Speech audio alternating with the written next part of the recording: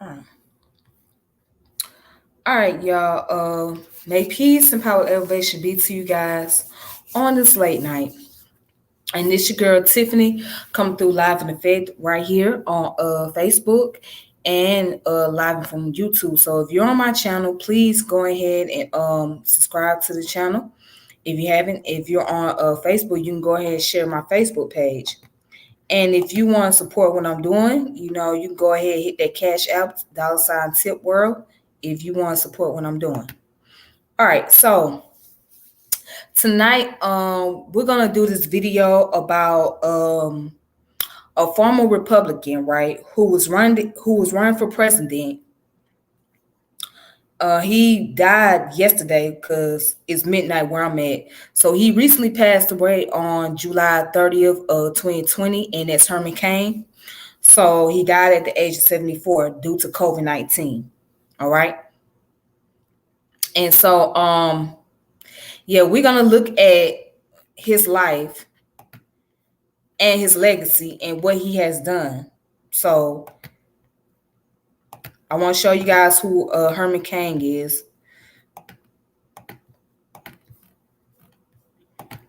That's Herman Cain right there. That's him. All right. And so let's look at his biography real fast, because I don't plan on being here no more than about 30 minutes. All right. So real quick, let's look at his early life. All right. So it says that Herman Cain was born on December 13th of 1945 in Memphis, Tennessee, to Lenora Davis Cain, a cleaning woman and domestic worker, and Louis Cain, right, who was raised on a farm and worked as a barber and janitor, as well as a chauffeur for the Coca-Cola Company, President Robert W. Woodruff. And that's what Woodruff Park is named after. The park, Woodruff Park, was named after him. So Cain said that as he was growing up, his family was poor but happy. Cain relayed that his mother taught him about her belief that success was not a function of what you start out with materially, but what you start out with spiritually. His father worked 3 jobs to own his own home, something he achieved during Cain's childhood, and to see his 2 sons graduate. And it says, Cain grew up on the west side of Atlanta, attending school and the Reverend Cameron M. Alexander's Antioch Baptist Church North in the neighborhood now known as The Bluff, which is called the English Bluff over there on English Avenue. Eventually, Cain's father saved enough money and moved the family to a modest brick home on Albert Street in the Kohler Heights neighborhood. He attended to S.H. Archer High School, graduating in 1963.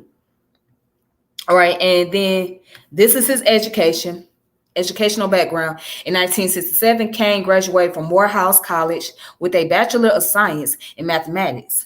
In 1971, he received a Master of Science in Computer Science from Purdue University while working full-time as a ballistic analyst for the U.S. Department of the Navy as a civilian. After completing his master's degree from Purdue, Cain left the Department of the Navy and began working for the Coca-Cola Company in Atlanta as a computer systems analyst.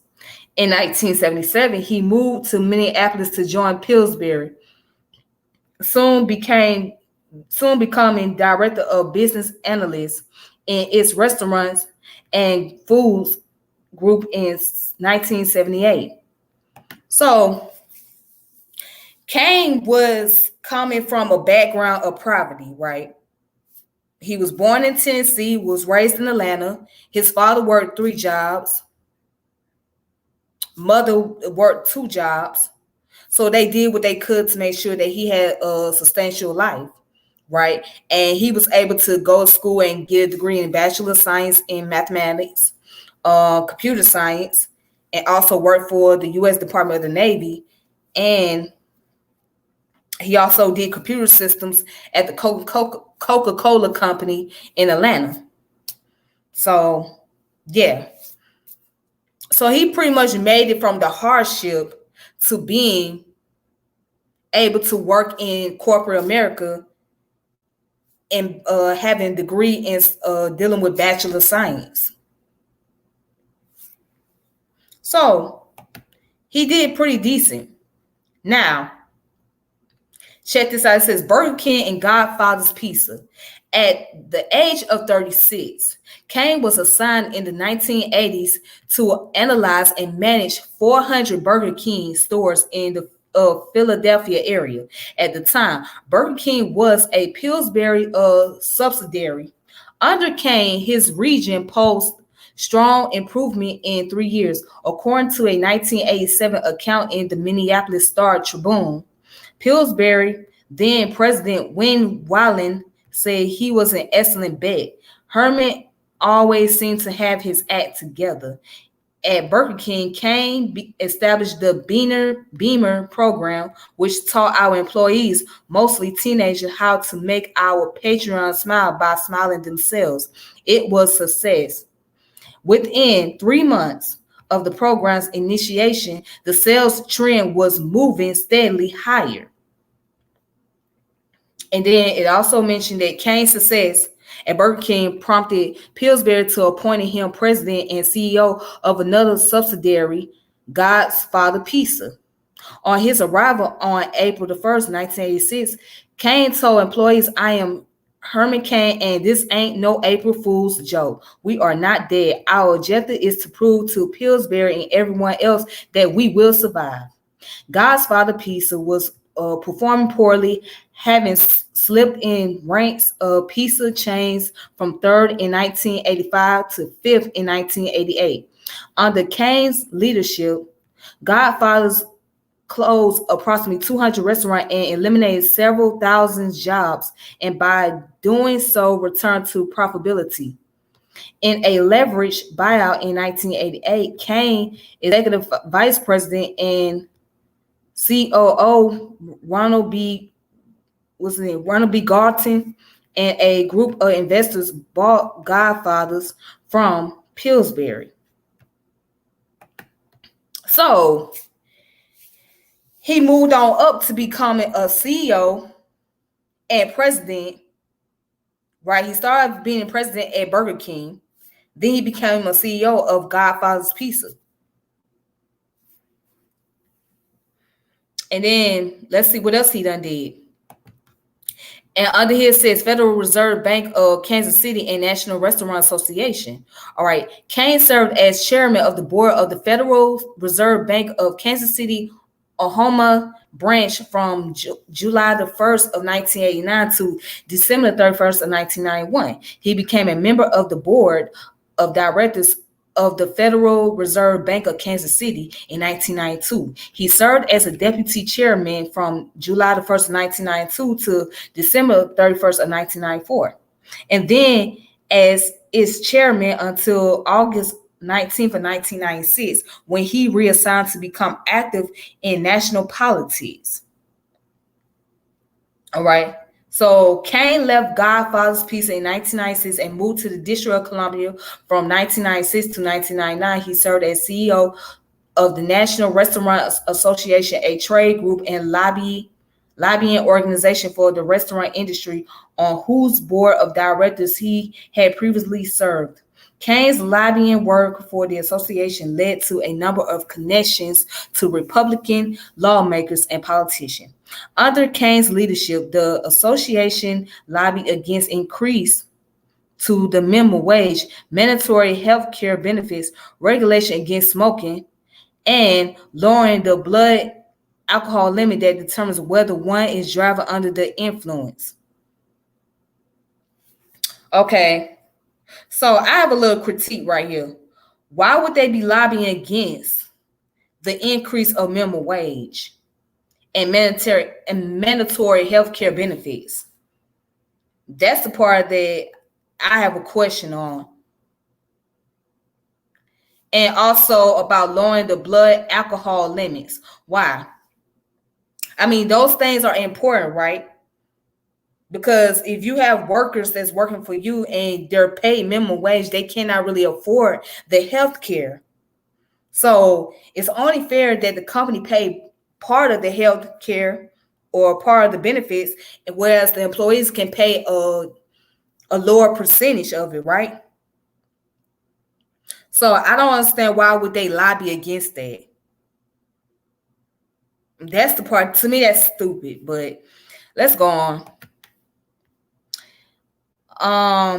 Cain was on the board of directors of Aquila Inc., Nabasio, Whirlpool, Reader's Digest, and AGCO Inc. After Cain's terms with the restaurant advocacy group ended in 1999, he returned to Omaha for about a year, then moved to his hometown of Atlanta in 2000. Right? So, and let's see, what did he do in media? Okay, so Cain wrote a syndicated op-ed column, which was distributed by the North Star Writers Group. Cain appeared in 2009 documentary and Inconvenient Text from 2008 until February 2011. Cain hosted the Herman Cain Show on Atlanta talk radio station WSB.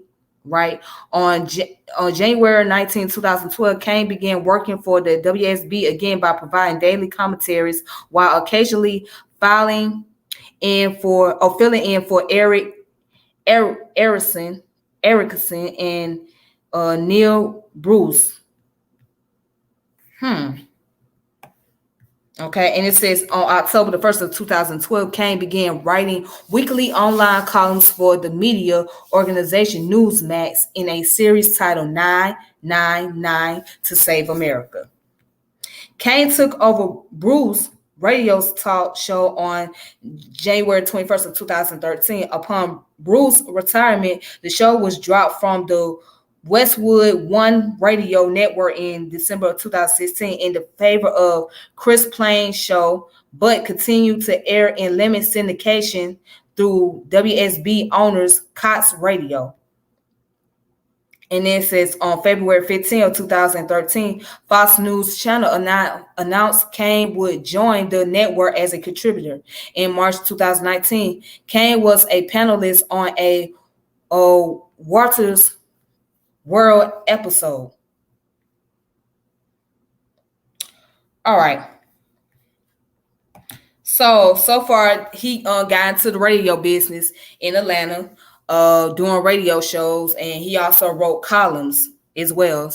So he had many occupations under his belt.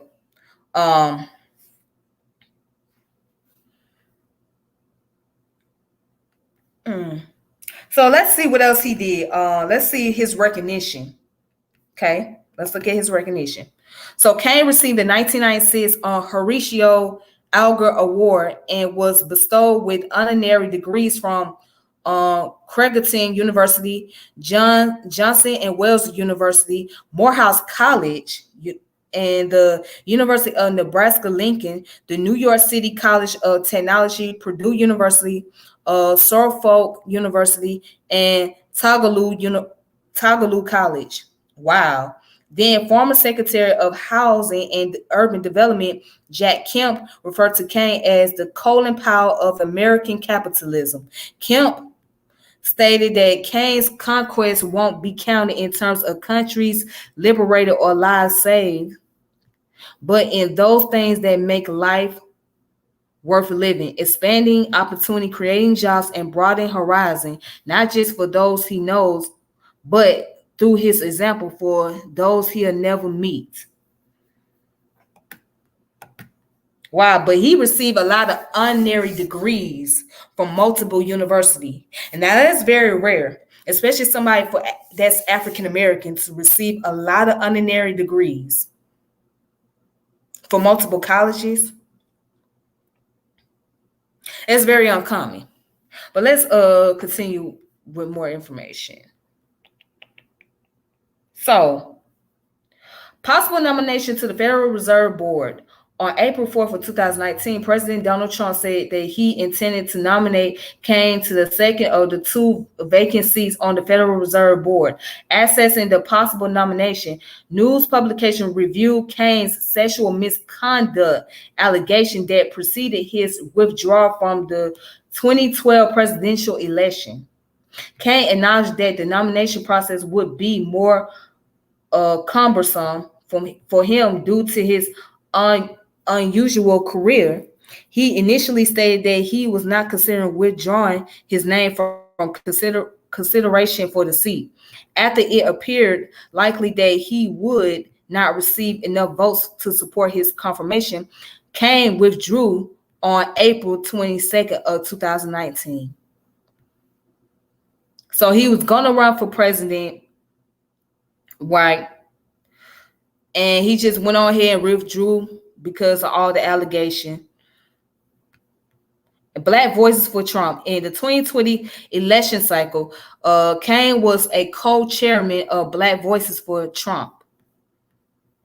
Okay, and so let's look at the political activities. Now, this is when it becomes interesting. All right, so roles in the defeat of 1993 Clinton health care plan. In 1994, as president-elect of the National Restaurant Association, Cain challenged President Bill Clinton on the causes of the employer mandate contained within the Health Security Act and criticized the effect on small businesses. Bob Cohn of Newsweek described Cain as one of the primary opponents of the plan. The Clintons would later blame Harry and Louise, the fictional couple in the ads aired by the insurance industry, for undermining health reform. But the real saboteurs are named Herman and John. Herman Cain is the president of Godfather's Pizza and president-elect of the National Restaurant Association. An articulate entrepreneur, Cain transformed the debate when he challenged Clinton at a town meeting in Kansas City, Missouri. Cain asked the president what was he supposed to say to the workers he would have to lay off because of the cost of the employer mandate. Clinton responded that there would be plenty of subsidized for small businessmen, but Cain persisted. Quite honestly, your calculation is inaccurate, he told the president. In the competitive marketplace, it simply doesn't work that way. So he boldly challenged Clinton. He said, hey, what am I supposed to tell the workers? That I have to lay them off because of the cost of what you're trying to mandate for health care. So I don't think that he was against the concept of people getting health care, but he was against the cost that the president was trying to mandate for business owners to pay, especially by him running a small business, right? He felt like the price was unreasonable. It was unrealistic, so he had to make a difficult decision. Okay. So let's look it up. It says, because Kemp was impressed with Cain's performance, he chartered a plane to Nebraska to meet Cain after the debate. As a result, Cain was appointed to the Kemp Commission in 1995. Joshua Green of The Atlantic called Cain's exchange with President Clinton his auspicious debut on the national political stage. All right. So let's look at the presidential campaign. All right. It says Cain briefly ran for the Republican presidential nomination in 2000. He later said, in looking back at the effort, that it was more about making political statements than winning the nomination. President W. Bush was the chosen one. He had the campaign DNA that followers look for. However, Cain went on to state, I believe that I had a better message, and I believe that I was the better messenger. After ending his own campaign, however, he endorsed Steve Forbes.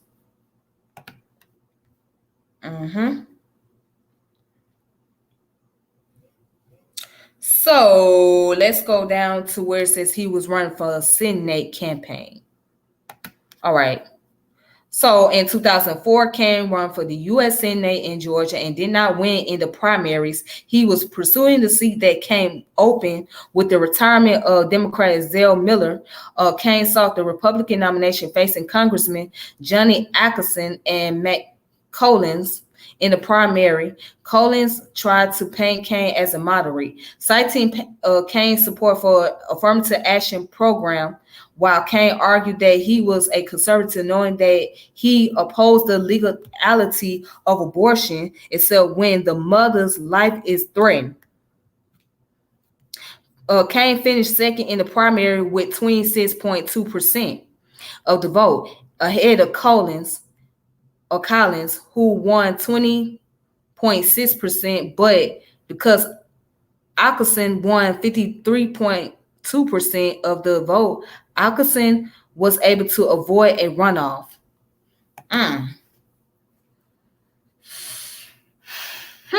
Wow. So wait a minute.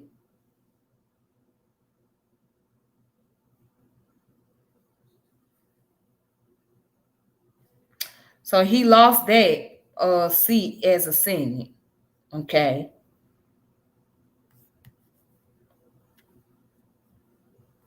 So let's go ahead and skip on down to the 2012 presidential campaign. All right. And then we're going to play a little bit of his videos. So the 2012 presidential campaign, a Tea Party activist, Cain addresses numerous Tea Party rallies in 2010. Following the 2010 midterm election, Cain announced his intention to run for president in December of 2010, stating that there was a 70% chance that he would attempt to seek the office. Later that month, he was the surprise choice for 2012 GOP nominee in a redstate.com reader poll. Cain announced the formation of an exploratory committee on January 12th of 2011 before formally announced his candidacy on May 21st in Atlanta. Okay. So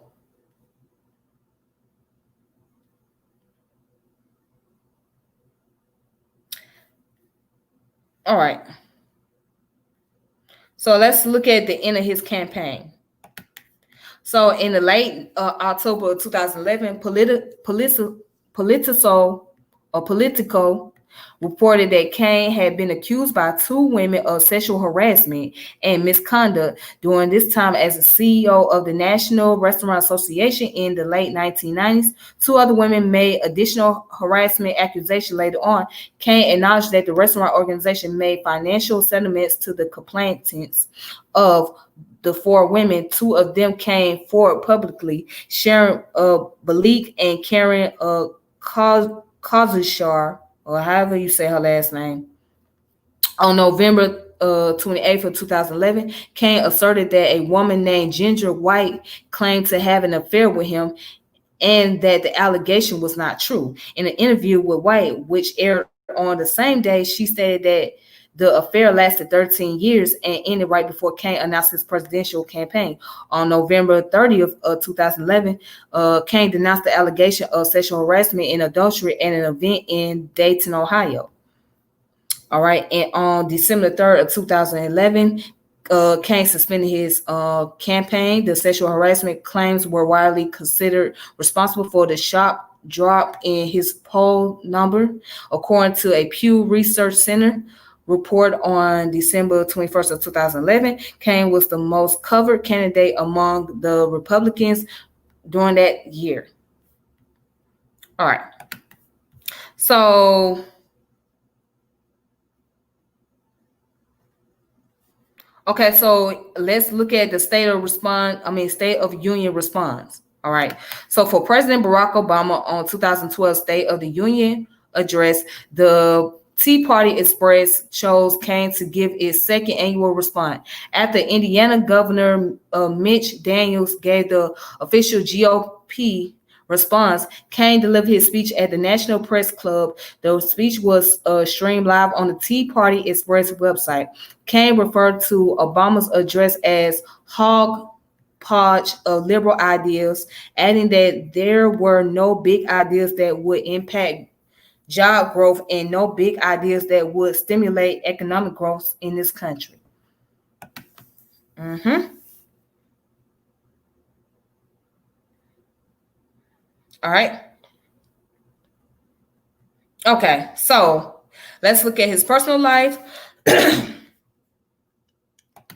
So Cain was married to Gloria Atchison of Atlanta soon after her graduation from Morris Brown College in 1968. The couple had two children. Disclosure filed during his campaign in 2011 categorized Cain's wealth at that time as being between 2.9 and 6.6 million dollars, with Cain's combined income for both 2010 and 2011 being between 1.1 and 2.1 million dollars. Cain also served as an associate minister at the Antioch Baptist Church North in Atlanta, which he joined at the age of 10. The church is part of National Baptist Convention and is politically liberal and theologically conservative. The church the church senior pastor, Reverend Cameron M. Anderson, did not share Cain's political philosophy. Okay. Now, then goes down to talk about his health. All right, so in 2006, Cain was diagnosed with stage 4 cancer in his colon and metastasis to his liver and given a 30% chance of survival. Cain underwent surgery and chemotherapy following the diagnosis, and the cancer was subsequently reported to be in remission. All right. So Cain attended a Donald Trump rally in Tulsa on June 20th without wearing a face mask or socially distancing. On June 29th, he was diagnosed with COVID-19 and admitted to an Atlanta area hospital 2 days later. On the day he was hospitalized, Cain praised South Dakota Governor Kristi Noem for not requiring masks at an upcoming Trump campaign event, tweeting masks will not be mandatory for the event, which will be attended by President Trump. People are fed up. Cain's staff on July 2nd said there was no way to be certain where or in what way he contracted the disease. Dan Calabrese, the editor of Cain's website, said, I realized people would speculate about the Tulsa rally, but Herman did a lot of traveling that week, including to Arizona, where cases were spiking. After 4 weeks of hospitalization, Cain died from complication due to COVID-19. He was 74 years old. So this man lived a long life. Well, he was he had honorary degrees, right? He was a business entrepreneur, and then he ran for politics. Now, many people may not agree with his political stance because of the fact that he's a Republican, and see, as Black people, we've been taught that we're supposed to look down on the Republican Party as our enemy, right?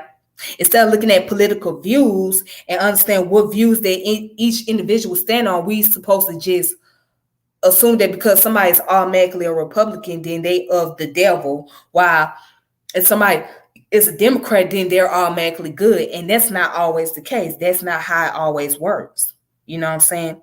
So just because you might be a Democrat and you might vote somebody that's in that same particular party doesn't mean they have a strong representation. And as I was mentioning in my previous video about the subgroups, there's plenty of subgroups in the Democratic Party, and then there's subgroups of Republican Party. So just think about that. But anyways, let's see if I can play a video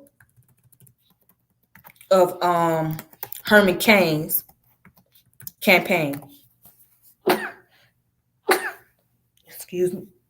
Excuse me. So let me look at his campaign real quick. See if I can find something. All right. Just give me one moment.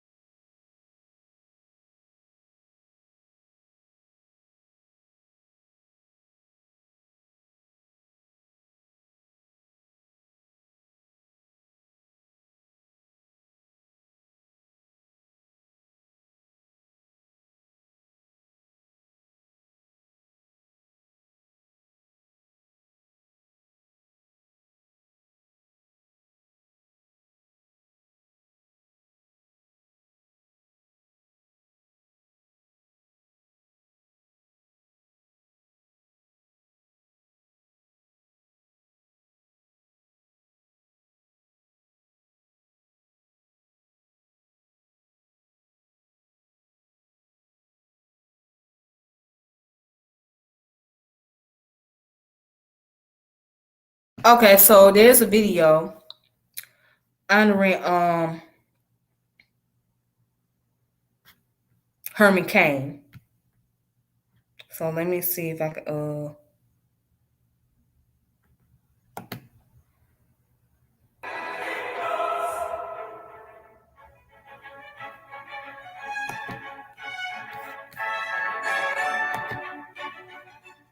I had a college student ask me one time, how did you deal with color and race when you were climbing the corporate ladder?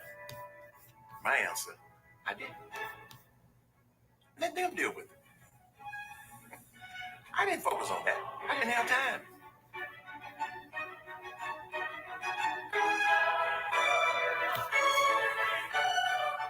I went to the president of the Pillsbury Company and said, I need to get involved in some other aspects of the corporation because I want to run one of the business units one day.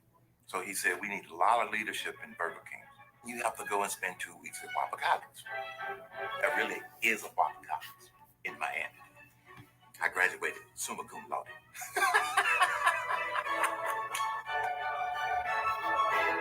was working for the Department of the Navy. The same day that I started, another white gentleman named Robert started working there also. We had very similar jobs. So the first 12 months, I got outstanding performance 4 quarters in a row. Second year, outstanding performance 4 quarters in a row. And Robert got outstanding performance. But Robert was getting his GS salary increase at least 2 months sooner than me. So I went to Wayne, my supervisor, and said, Robert and I are both doing a great job. He said, yeah. Oh, hold on. Hold up.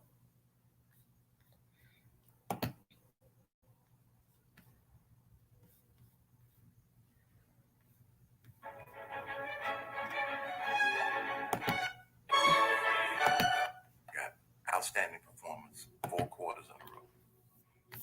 Second year, outstanding performance 4 quarters in a row. And Robert got outstanding performance. But Robert was getting his GS salary increase at least 2 months sooner than me. So I went to Wayne, my supervisor, and said, Robert and I are both doing a great job. He said, yeah. So why is he getting little increases quicker than me? He said, he has a master's degree. I said, oh, it's not because he's white. Nope. He has a master's degree. So you know what I did? I didn't get mad. I went and got me a master's degree. There are only 4 wrong. Went back, sat down with Wayne. I said, well, I got a master's degree. I said, the next time you have open for promotion, I said, keep me in mind. See you around. And not long after that, they had a special project called a rocket assisted projector. They had to have someone who was going to be the GS-13 supervisory mathematician to do the special ballistics on this rocket assisted projector. I got the promotion. And I had 8 white people working for me. It was all about performance, not the color of your skin. So since I now had that master's degree and I had proved myself, I got the job. When I decided to leave down there, never forget the department head. He called me for an exit interview. I never forget Russ. I think he's deceased now. He said, you know, you have taught me something. I said, what? He said, I had never worked with a black person before. You taught me don't judge somebody by the color of their skin.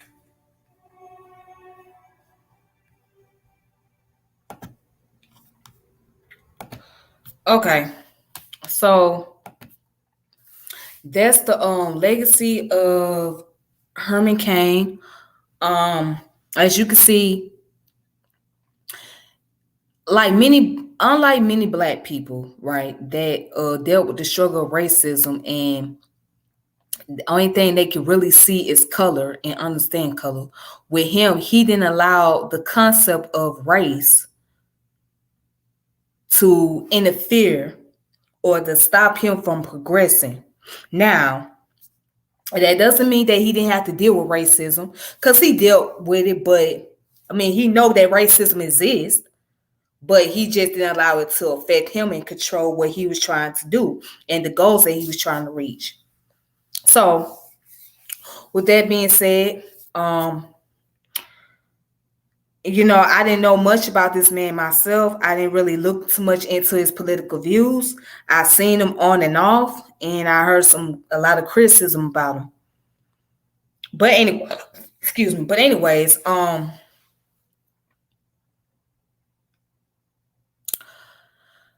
with that being said, may he rest in peace.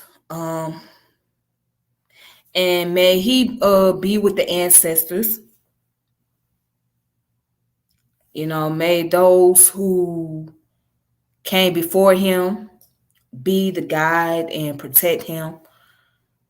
So with that being the case, rest in peace to Herman Cain. And that's all I wanted to talk about tonight. So with that being said, I will come back later on and deal with daily Black history as I always do. Talk about Black history on a daily, consistent basis and things like that. So,